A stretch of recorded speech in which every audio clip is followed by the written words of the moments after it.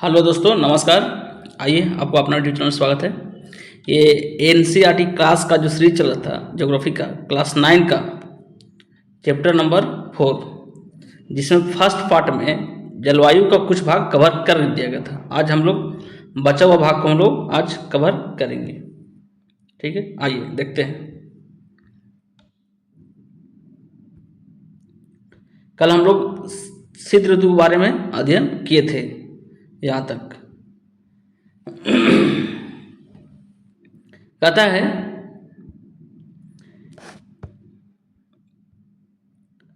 कि देश के उत्तरी भाग में एक कमजोर उच्च दाब के क्षेत्र बन जाता है, जिससे हल्की पवनें उस क्षेत्र से बाहर की ओर प्रवाहित होती है और ऊंचाई से प्रभावित होकर ये पवन पश्चिम या उत्तर पश्चिम से गंगा घाटी में बहती है। किधर से? पश्चिम से उत्तर पश्चिम गंगा घाटी की ओर बहती है। ठीक है, और सामान्यतः इस मौसम में आसमान साफ, तापमान तथा आर्द्रता कम और पवनें शिथिल यानी धीरा हो जाती है और परिवर्तित होती रहती है। कहता शीत ऋतु में उत्तरी मैदानों में पश्चिम और उत्तर पश्चिम से चक्रवाती विक्षोभ का अंतर्भाव विशेष लक्षण है। जब कहता शीत ऋतु में क्या होता है ना कि उत्तर या उत्तर पश्चिम से, मान लीजिए आपका एरिया है सपोर्टेड, तो ये क्या हो गया? उत्तर हो गया, और ये क्या हो गया? आपका पश्चिम हो गया। तो इधर से क्या होता है? चक्रवात आती रहती है। ठीक है, विशेष लक्षण है। यहाँ कम दाब वाली प्रणाली भूमध्य सागर या पश्चिमी एशिया के ऊपर उत्पन्न होती है। जो भूमध्य सागर है, अब जब वर्ल्ड का मैप देखिएगा तो भूमध्य सागर इधर है इंडिया का।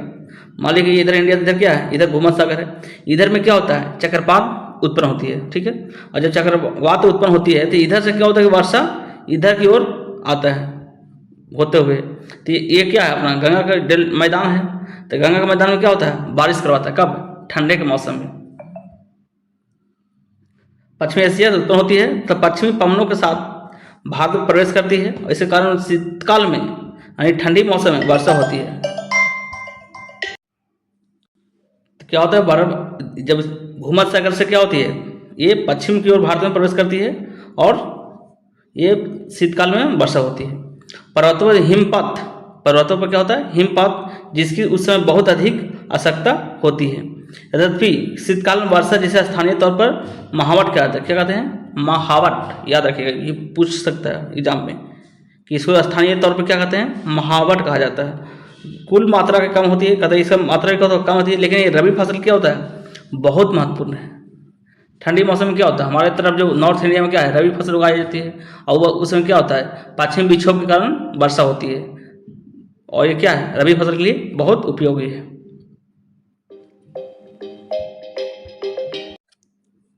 कहता है कि जो प्रायद्वीपीय भाग है ना इंडिया के, जो साउथ इंडिया है, उसमें क्या होता है कि उसमें शीत ऋतु स्पष्ट होता ही नहीं है। सब दिन क्या होता है? नॉर्मल गर्मी ही रह जाता है। तो यहाँ पर आप ये नहीं कह सकते कि ऋतु का चेंज हुआ है। इसका प्रभाव भी बहुत कम होता है। समुद्री पवनों के प्रभाव के कारण शीत ऋतु में भी यहाँ का तापमान स्वरूप क्या हो, ना के बराबर परिवर्तन होता है, थोड़ी मोड़ी 3-4 डिग्री का अंतर होता है। ठीक है, अब हम लोग बात करने वाले हैं ग्रीष्म ऋतु के बारे में, यानी गर्मी के मौसम में। आइए हम लोग बात करने वाले हैं ग्रीष्म ऋतु के बारे में अध्ययन करने जा रहे हैं।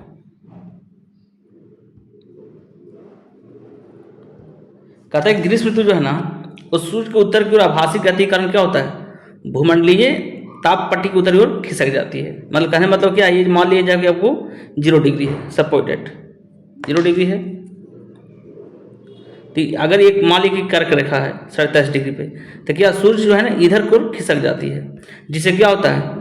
जो उत्तरी गोलार्ध है उधर क्या है? टेम्परेचर बढ़ जाता है, ताप उधर बढ़ जाता है। तो वही बोल रहा है इसमें कि ऊपर की ओर खिसक जाती है। और मार्च से मई तक भारत में ग्रीष्म ऋतु होती है। कब से? मार्च से मई तक। ताप पट्टी के स्थानांतरण के प्रभाव का पता विभिन्न अक्षांशों के मार्च और मई के दौरान रिकॉर्ड किए गए। तापमान को देखकर लगाया जा सकता है कि मार्च में दक्कन के पठार का उच्च तापमान लगभग 38 डिग्री सेल्सियस पहुंच जाता है। कितना? 38 डिग्री सेल्सियस होता है। अप्रैल के मध्य प्रदेश और गुजरात का तापमान लगभग 42 डिग्री हो जाता है, और मई में देश के उत्तर पश्चिम भागों का तापमान 45 डिग्री तक पहुंच जाता है। प्रायद्वीपीय भारत में समुद्री प्रभाव के कारण तापमान कम रहता है, ये तापमान इधर क्या नॉर्मल होता है, चेंज नहीं होता है, लगभग लगभग बराबर रहता है। देश के उत्तरी भाग में ग्रीष्मकाल में तापमान वृद्धि के होती है, वायु दाब में कमी आती है और मई के अंत में उत्तर पश्चिम में थार के रेगिस्तान से लेकर पूरब एवं दक्षिण पूरब में पटना और छोटानागपुर पठार तक क्या हो जाता है, पूरा टेम्परेचर को बढ़ा देता है। देखते हैं टेम्परेचर क्या होता है, बढ़ जाता है और दाब क्या हो जाता है, कम जाता है, क्योंकि पृथ्वी यहाँ क्या होता है, लंबत आ जाती है। पवन का परिसंचरण इस गर्त के चारों ओर क्या करता है, आरंभ होता है। लू ग्रीष्मकाल का एक प्रभावी लक्षण है। लू क्या है, ये नॉर्थ इंडिया का स्पेशल बाइंड है। स्पेशल क्या है, हवा है। जब तक ये स्पेशल हवा जो है ना, ये सिर्फ कहाँ पे होता है, नॉर्थ इंडिया में आता है। ये धूल भारी गर्म और सूक्ष्म पवनें होती है जो कि एक दिन के समय भारत के उत्तर और उत्तर पश्चिम क्षेत्रों में चलती है। कभी कभी ये देर शाम तक जारी रहता है। इस हवा का सीधा प्रभाव घातक भी हो सकता है। उत्तरी भारत में मई महीने के दौरान सामान्यतः धूल भरी आंधियों आती है और ये आंधियाँ अस्थायी रूप से आराम पहुंचाती है, क्योंकि ये तापमान को कम कर देती है, अपने साथ ठंडे समीर और हल्की वर्षा लाती है। मौसम में कभी कभी तीव्र हवाओं के साथ साथ गरज वाली मूसलाधार वर्षा भी होती है। इस साथ प्राय हिम वृष्टि भी होता है। बैसाख महीने में होने के कारण पश्चिम बंगाल में इसे काल बैसाखी कहते हैं। क्या बोलते हैं, काल बैसाखी कहा जाता है। अगर इसको छोटा शब्दों में बात करें तो क्या हो गया, ग्रीष्मकाल क्या है, नॉर्थ इंडिया में खासकर ज़्यादा होता है, प्रभाव दिखाता है। उसका वजह क्या है कि यहाँ पर लंबत कर्क रेखा तक पहुँच जाता है और साउथ इंडिया में क्या होता है, समुद्र नज़दीक होने के कारण टेम्परेचर में थोड़ा डिफरेंसेस कम होने देता है। और एक विशेष हवा चलती है जिसको हम लोग क्या बोलते हैं, लू कहते हैं, जो नॉर्थ इंडिया में मतलब उत्तर भारत में होता है। ठीक है, अब यहाँ तक समझिए, कोई दिक्कत नहीं है। आइए आगे आते हैं। कहते हैं ग्रीष्म ऋतु के अंत में कर्नाटक और केरल में प्राय पूर्व मानसूनी वर्षा भी होती है और इसे कारण आम जल्दी का हो जाता, पक जाता है। इसे आम्र वर्षा भी कहा जाता है। आइए, ये था वो शरद ऋतु और एक ग्रीष्म ऋतु, मतलब ठंडी मौसम और गर्मी का मौसम बारे में बात करें। अब हम लोग बात कर रहे हैं मानसून का आगमन यानी वर्षा ऋतु। इसको हम लोग देखते हैं कि वर्षा ऋतु कब इंडिया में प्रवेश करता है और कैसे किधर से प्रवेश करता है। ठीक है, आइए। कहते जून के आरंभ में उत्तरी मैदान में निम्न दाब अवस्था का तीव्र हो जाती है। कहते जून के आरंभ में उत्तरी मैदान में क्या होता है, निम्न दाब हो जाता है, क्योंकि टेम्परेचर क्या होता है, बढ़ जाता है। और जहाँ सूर्य ताप अगर अधिक पड़ा तो वहाँ क्या होगा, दाब निम्न हो जाएगा। और जब दाब निम्न होगा तो वहाँ कोई ना कोई तो मतलब वायुमंडलीय प्रेशर क्या हो जाएगा, कम हो जाएगा, वहाँ दाब निम्न हो जाता है।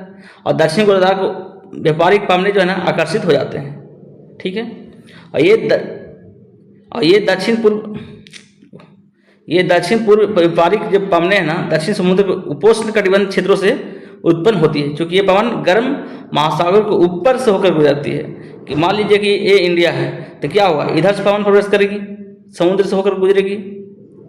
ठीक है, और जब इधर से प्रवेश करेगी तो क्या होगा, ये महासागर के ऊपर से गुजर रहा है। और जब महासागर से प्रवेश करेगा तो क्या होगा, ये अपने साथ कुछ तो वायु का नमी लेके आएगा ही आएगा। और क्या करता है, वो भारत के ऊपर वर्षा करवाता है। जब वो पहाड़ से टकराता है तो क्या होता है, वर्षा होती है। वही बोल रहा है इसमें। आइए,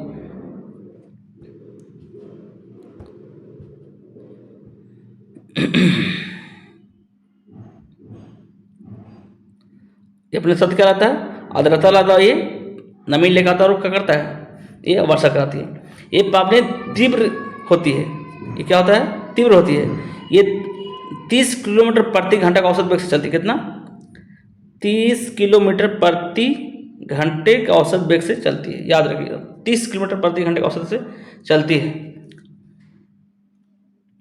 यह सुदूर उत्तर पूर्वी भाग को छोड़कर ये मानसूनी पवनें देश के शेष भाग में लगभग 1 महीने में पहुंच जाती है। कहने का मतलब क्या है, लगभग मानसून जो है ना 1 महीने में पूरे इंडिया के ऊपर पहुंच जाती है, कुछ ऐसा दूर दराज एरिया को छोड़ दे तो। दक्षिण पश्चिम मानसून भारत में अंतर्वाह यहाँ के मानसून पूरी तरह से क्या है, परिवर्तित कर देता है।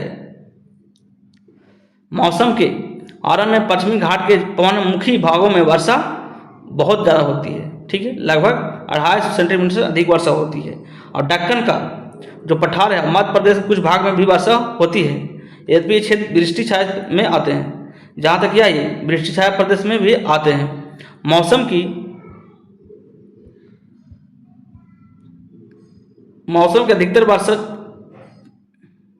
अधिकतर वर्षा देश के उत्तर पूर्वी भागों में होती है। कहाँ? उत्तर और पूर्वी भाग में होती है, मतलब आपको सेवन सिस्टर तरफ। ये खासी पहाड़ियों के दक्षिण श्रृंखला में स्थित मासिन राम, कहाँ? मासिन राम विश्व में सबसे अधिक औसत वर्षा होती है। आप याद रखें, अगर विश्व में सबसे बड़ा अगर वर्षा की बात करें तो मासिन राम है, ठीक है। ऐसे चेरापूंजी भी होता है कभी कभी, वो भी मतलब ये दोनों में बदलते रहता है, लेकिन खास करके कौन सा है? मासिन राम है। गंगा की घाटी में पूरब से पश्चिम की ओर वर्षा की मात्रा घटती जाती है और राजस्थान गुजरात कुछ भागों में वर्षा बहुत कम होती है। कहने मतलब सीधे यही है कि अगर ये इंडिया है तो इधर से वर्षा क्या होगा? बढ़ते जाएगा। इधर वर्षा क्या होगा? बढ़ते जाएगा। इधर की वर्षा क्या होगा? बिल्कुल कम जाता है। और ये आपको क्या है? नॉर्थ इंडिया का प्लेन है, मतलब मैदान है। इधर वर्षा बढ़ते इधर क्या होगा? वर्षा बिल्कुल कम जाता है। यही बोलना चाह रहा है।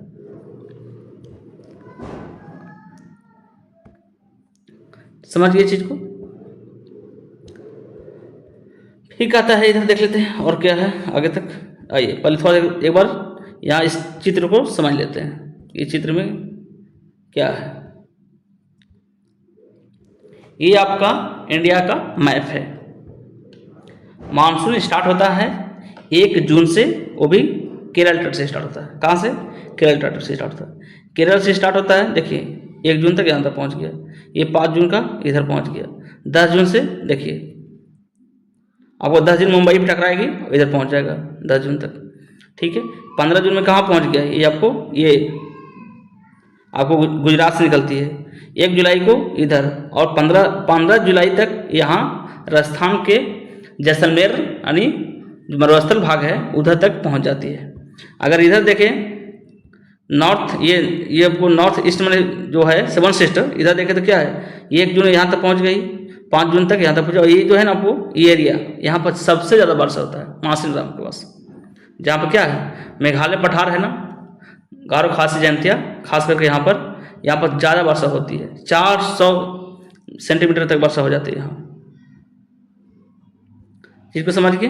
कोई डाउट नहीं, आगे आते हैं। आप खुद यहाँ देखिए, अगर हम म्यांमार की बात करें तो 25 मई तक पहुँच जाती है, देख सकते हैं। आइए, कहता है कि मानसून से संबंधित एक अन्य परिघटना है वर्षा में विराम। कहता है जब मानसून आता है तो बीच में क्या होता है? विराम भी हो जाता है। विराम तो क्या होता है? रुक जाता है वर्षा। इसका कारण क्या हो सकता है? आप समझ सकते हैं। जैसे बरसात हो रहा है, बीच में 10 दिन की बरसात हुआ ही नहीं, ऐसा भी होता है, तो इसको क्या बोलते हैं? वर्षा में विराम बोलते हैं।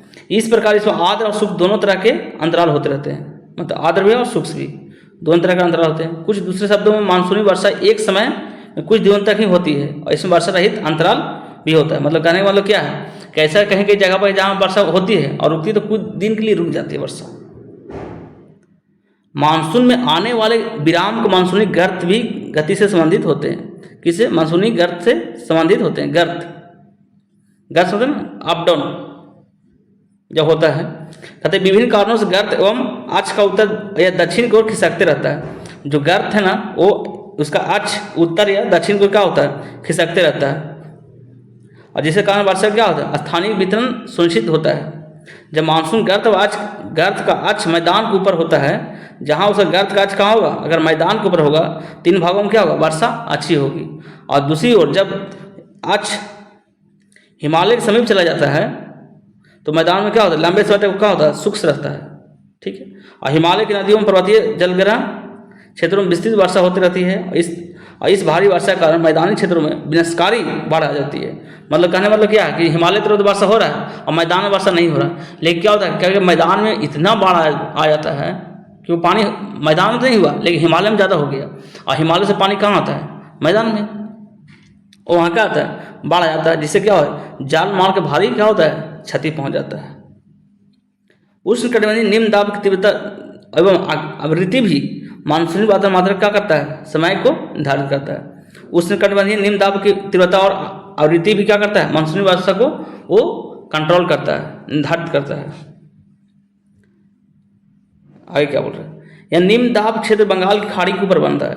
ये निम्न दाब कहाँ बनता है? बंगाल की खाड़ी के ऊपर बनता है और मुख्य स्थलीय भाग को पार कर जाता है। यहाँ गर्त निम्न दाब के मानसून गर्त का अक्ष के अनुसार होता है। मानसून इसकी अनिश्चितता के लिए जाना जाता है। मानसून को पता भी नहीं रहता है, ठीक है, अनिश्चित है। सूक्ष्म और आर्द्र स्थितियों की तीव्रता, आवृत्ति और समय काल में भिन्नता होती है। इससे कारण यदि एक भाग में बाढ़ आती है तो दूसरे भाग में क्या होता है? सूखा पड़ जाता है।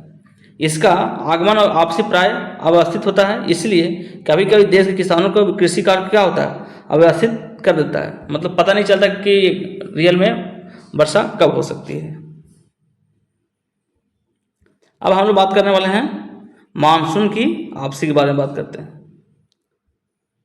मानसून आपस कब जाता है? कहता है अक्टूबर नवंबर के दौरान दक्षिण की तरफ सूर्य के आभासी गति कारण का मानसून गर्त निम्न दाब गर्त उत्तरी मैदान के ऊपर शिथिल हो जाता है। देखिए कहने मतलब सीधे ही है, आपको समझा देंगे इसको अच्छी तरह से हम। धीरे धीरे उच्च दाब प्रणाली का स्थान ले लेती है और दक्षिण पश्चिम मानसून शिथिल हो जाती है और धीरे धीरे क्या होता है? धीरे धीरे पीछे की ओर हटने लगती है। मानसून कहते जो है अक्टूबर का आरंभ से मानसून अपने उत्तर के मैदान से हट जाती है। कब? अक्टूबर के समय। आपको एक बार यहाँ से हम समझा देते हैं थोड़ा सा चित्र बना के। आइए, ये सपोर्टेड क्या है? ये आपका इंडिया है। मान लीजिए इधर से चला गया इंडिया और इधर से चला गया ये ऐसे, ठीक है, सपोर्टेड। ये इंडिया है। क्या होता है इधर जो है ना वो दाब में चेंज होने लगता है, यानी दाब क्या हो जाता है? निम्न दाब से उच्च दाब होने लगता है। और जब उच्च दाब होने लगेगा तो इधर ऑटोमेटिक क्या होगा? निम्न दाब होने लगेगा। जब दाब में परिवर्तन होगा तो क्या वायु धीरे धीरे इधर की ओर खिसकने लगेगी, ऐसे से खिसकने लगेगी, ठीक है, ऐसे से खिसकने लगेगी। और ये क्या है? आपको तमिलनाडु है। जब इधर वर्षा खिसकने लगेगी, मतलब मानसून जब खिसकने लगेगा तो क्या होगा? ये धीरे धीरे मानसून हटना कहते हैं इसको। मानसून क्या बोलते हैं? हटना, यानी धीरे धीरे आपस में क्या मानसून पीछे और लौटने लगता है। और जब लौटते वक्त क्या होता है कि जब यहाँ जब आता है ना तो ये क्या है? बंगाल खाड़ी है और बंगाल खाड़ी से क्या करता है? ये आदाता उठाता है और तमिलनाडु के क्षेत्र में क्या करता है? वर्षा करवाता है। समझ गए? यही है मानसून को पीछे हटना।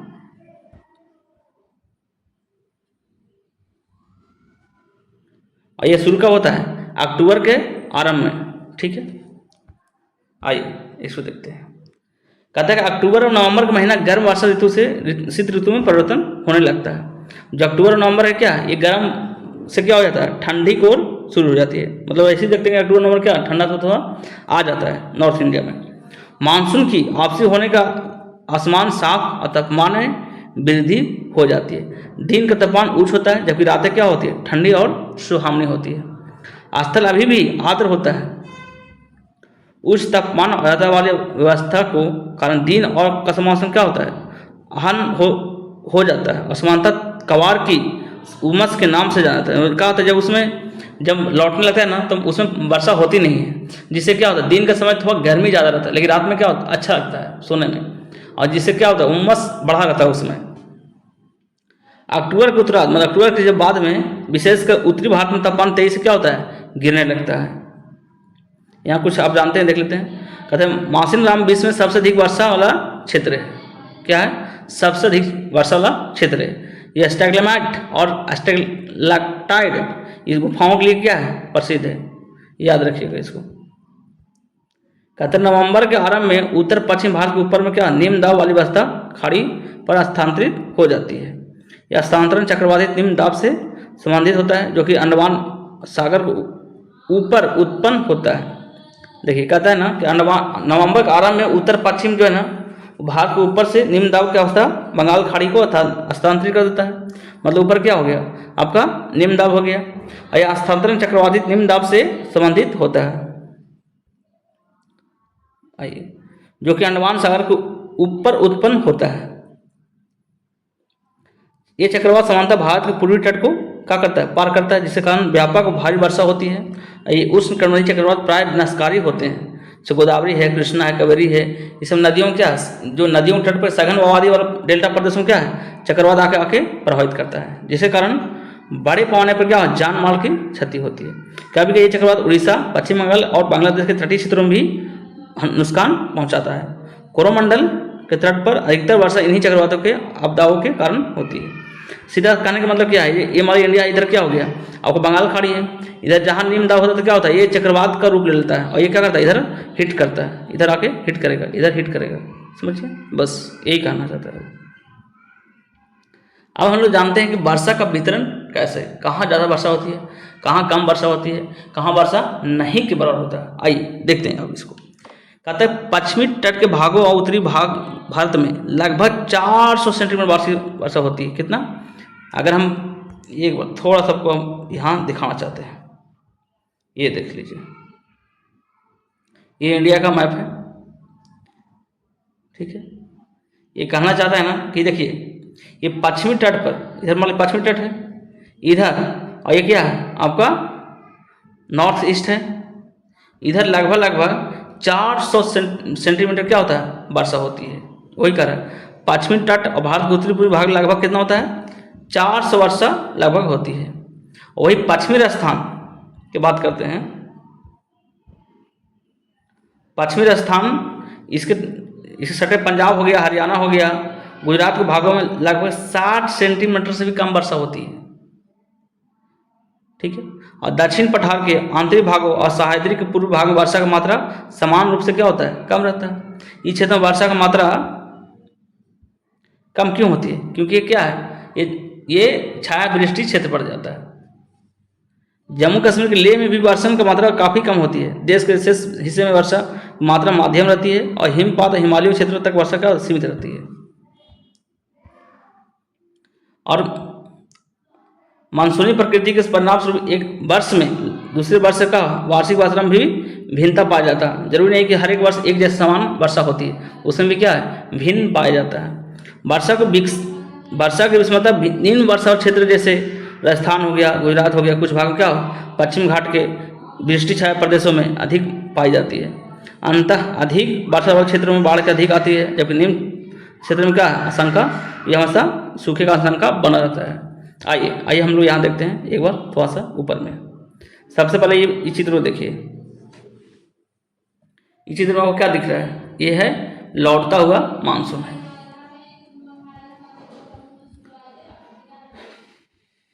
देख लीजिए यहाँ शुरू हो गया, इधर देखिए सबसे पहले लौटता मानसून देखिए सितंबर में, 1 जुलाई तक 15 जुलाई तक आता है और सितंबर में क्या होता है, मानसून लौटने लगता है। सोचिए यहाँ मानसून कितना कम समय के लिए रहता है। ये 15 सितंबर इधर से लौट गया, 1 सितंबर इधर से लौट रहा है, उसके बाद 1 अक्टूबर देखिए ये आपको मतलब गंगा प्लेन से वापस आ रहा है 1 अक्टूबर तक। इधर देख लीजिए ये आपका नवंबर में, अक्टूबर 15 अक्टूबर तक ये मुंबई सुपर मतलब ये भी भाग है, गोवा सुपर कर्नाटका तक में। और ये आपका क्या है नवंबर तक कहाँ पहुँच गया आपको, ये कर्नाटका भाग से उधर गया, ये 15 नवंबर से क्या हो गया आपको, ये केरला की तरफ से निकल जाता है। तो ये क्या है लौटता हुआ मानसून। अब आता है वर्षा का वितरण पढ़ते हैं, तो वर्षा सबसे अधिक कहाँ पाया जाता है, ठीक है। एक बार इसको देखिए, ये है आपका पश्चिमी तट, इधर वर्षा क्या होता है अधिक होता है, कितना लगभग 400 सेंटीमीटर से अधिक होता है। और कहाँ होता है कम, ज़्यादा होता है, देख लीजिए ये एरिया में क्या होता है वर्षा अधिक होता है। और 200 से लेकर 400 वर्षा देख लीजिए कहाँ होता है, 200 से लेकर 400 वर्षा के ये एरिया देख लीजिए, ये एरिया है, ये एरिया क्या है 200 से 400। और इधर देख लीजिए थोड़ा सा 100 से 200 पूरा मिल जाएगा, ये एरिया देख लीजिए, झारखंड, बिहार, MP, उत्तर प्रदेश के कुछ भाग, फिर इधर आपको ये वाला भाग हो गया मिजोरम, मणिपुर एरिया कुछ हो गया, ठीक है। ये यहाँ तक चला गया, ये क्या हो गया, और ये आपको ये हो गया एरिया। और 60 से 100 में क्या हो गया, 60-100 में आपको देखिए नॉर्मल हो गया ये वाला एरिया, ठीक है। इधर देखिए ये एरिया, और सबसे कम देखिए वर्षा क्या हो गया 20 से 40 के बीच में क्या है बिल्कुल ये एरिया हो गया। और सबसे कम क्या होता है जैसलमेर में, बारिश बहुत कम होता है जैसलमेर। ये चीज़ समझ गए। अब आगे आते हैं हम लोग मानसून एकता का परिचय देखते हैं।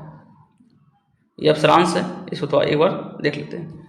कहता कि आप पहले ही पढ़ चुके हैं कि हिमालय अत्यंत क्या है ठंडी पवनों को भारतीय उपमहाद्वीप क्या करता है रक्षा करता है। हिमालय क्या करता है हम लोग को ठंडी हवा से बचाता है। इसके कारण अपेक्षाकृत उच्च अक्षांशों के बावजूद भी उत्तरी भारत में ठंडा क्या है, कम आती है।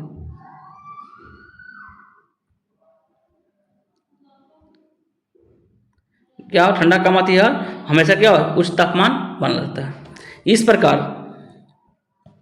प्रायद्वीपीय पठार में तीनों ओर से समुद्र के प्रभाव के कारण न तो अधिक गर्मी पड़ती है और न अधिक क्या होता है, ठंडी पड़ती है। ये हमेशा क्या होता है, एक जैसा तापमान बना रहता है। परंतु फिर भी भारतीय के प्रायद्वीपीय पर मानसून की एकता का प्रभाव को बहुत ही स्पष्ट है। पवनों की दिशाओं को ऋतुओं के अनुसार क्या करता है, परिवर्तित, उससे संबंधित ऋतुओं की दशाओं में ऋतु चक्र का एक लय प्रदान करता है। और वर्षा की अनिश्चितताएं और इसका असमान वितरण मानसून का एक विशिष्ट लक्षण है। संपूर्ण भारतीय भूदृश्य इसके जीव और वनस्पति और इसका कृषि चक्र पर जीवन, मानव जीवन और उसके त्यौहार, उत्सव और इसी मानसूनी की लय के चारों का घूमता है। कहने मतलब सीधे ये क्या है कि वर्षा के अनुसार, वहाँ खेती के, वहाँ कृषि के अनुसार वहाँ क्या है, वहाँ का रहन सहन, वहाँ का खान पीना, वहाँ का क्या बोलते हैं, रहन त्यौहार वगैरह सब होता है। समझिए, उत्तर से दक्षिण और पूर्व से पश्चिम के संपूर्ण भारतवासी प्रति वर्ष में मानसून का आगमन का प्रतीक्षा करते हैं। ये मानसूनी पवनें हमें जल प्रदान करती है और कृषि की प्रक्रिया में तेजी ला देती है और संपूर्ण देश के एक सूत्र में बांधती है। नदी घाटियों जो इन जलों का सम्मान करती है, इसे भी एक नदी का घाटी का ही मान दिया जाता है। चलिए ठीक है, बस ज़्यादा कुछ नहीं था, इसमें हो गया कंप्लीट। ठीक है दोस्तों, थोड़ा चैनल को सब्सक्राइब कीजिए, लोगों को पास वीडियो शेयर कीजिए। ओके, जय हिंद।